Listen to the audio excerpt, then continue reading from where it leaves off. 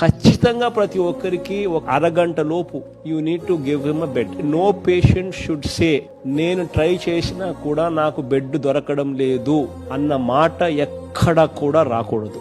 వస్తే collectors and జేసీస్ who are handling this affair will be directly held accountable. This is one thing what I am very categorically telling.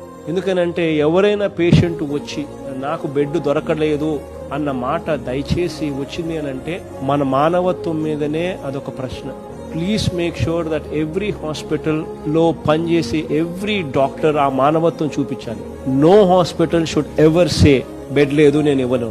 This is going to be treated as a very serious crime. అది కలెక్టర్లు ఆ numbers 104 కానీ ఆ 14410 కానీ district call centre number కానీ ఎవరికైనా phone చేసి వస్తే బెడ్ లేదు అనే పరిస్థితి రాకూడదు. డైరెక్ట్ గా నేరుగా హాస్పిటల్కి వెళ్తే బెడ్ లేదు అన్న మాట కోవిడ్ కేర్ హాస్పిటల్లో ఎక్కడ కూడా రాకూడదు.